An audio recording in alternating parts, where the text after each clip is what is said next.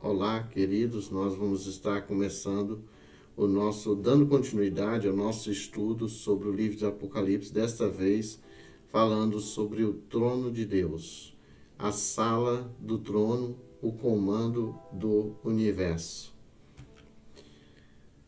O capítulo 4 e 5 do Apocalipse vão falar do trono de Deus. O trono de Deus é o comando de Deus da história, comando de Deus do universo.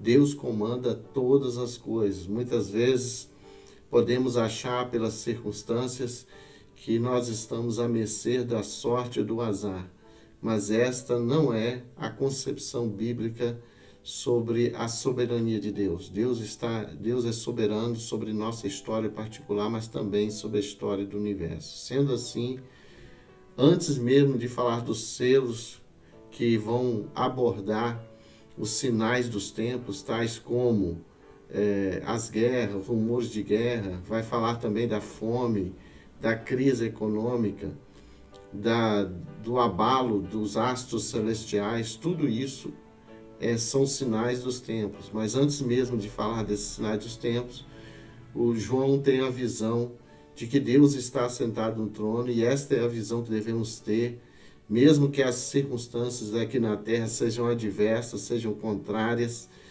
Mesmo assim, devemos olhar para o céu e ter a visão do trono de Deus. No capítulo 4, essa visão do trono aborda mais a questão da criação. No capítulo 5, vai abordar a redenção. No capítulo 4, então, João tem a visão de Deus estando assentado nesse trono. Apocalipse 4, 2 diz assim: logo fui arrebatado em espírito, e eis que um trono estava posto no céu, e um assentado sobre o trono. E que estava sentado no trono, na aparência semelhante à pedra de jaspe e sardônio, e o arco celeste estava ao redor do trono, e parecia semelhante à esmeralda.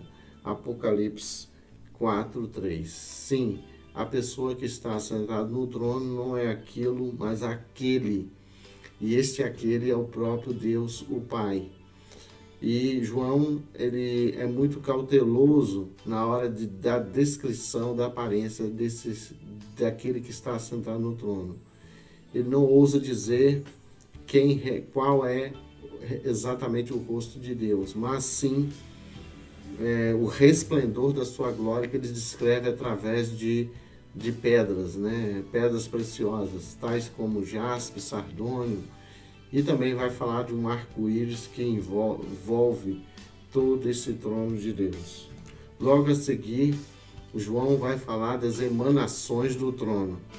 O que procede do trono? O que procede do trono são vozes, relâmpagos e trovões. Vozes, relâmpagos e trovões são expressões já no Antigo Testamento para se referir às revelações de Deus. Então, de fato, diante da visão que nós temos de Deus, o que procede dele é uma revelação daquilo que ele é e daquilo que ele faz. Do trono saíam relâmpagos, trovões e vozes. Diante do trono ardiam 7 lâmpadas de fogo, as quais são os 7 Espíritos de Deus. Apocalipse 4, 5.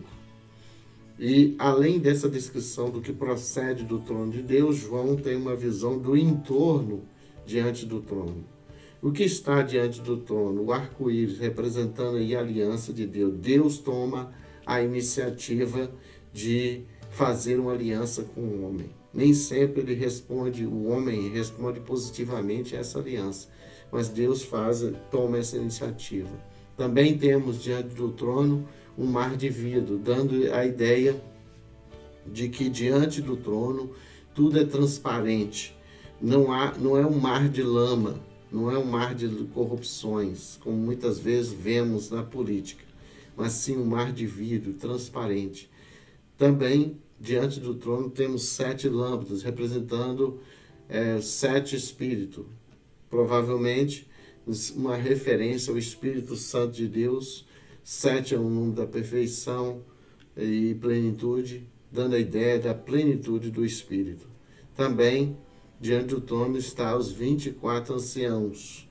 Alguns intérpretes da Bíblia, comentaristas da Bíblia, creem que esses 24 anciãos são uma representação tanto do Antigo quanto do Novo Testamento. Os 12 patriarcas do Antigo Testamento e os 12 apóstolos do Novo Testamento.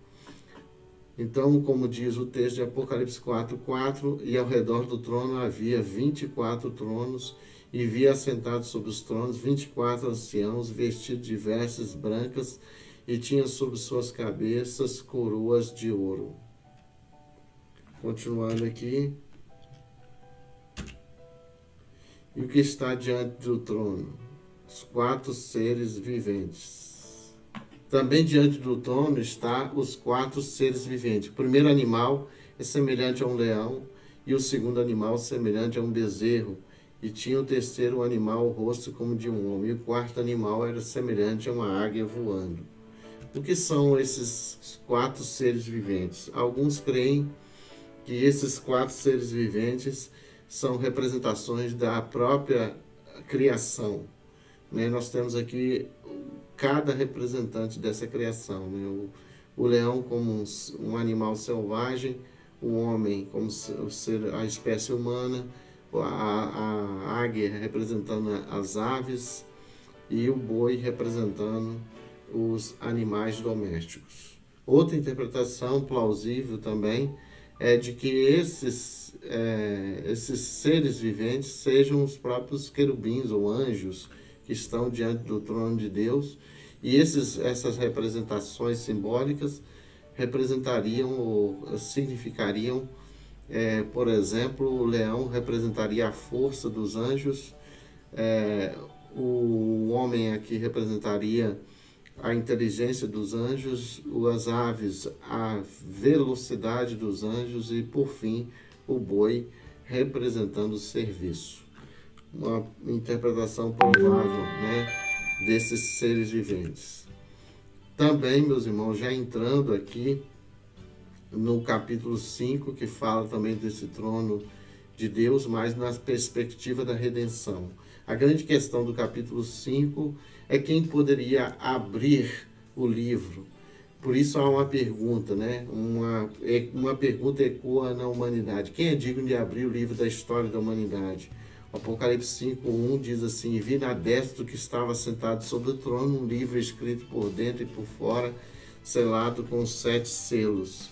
E vi um anjo forte bradando com grande voz: quem é digno de abrir o livro e desatar os selos? Apocalipse 5:2.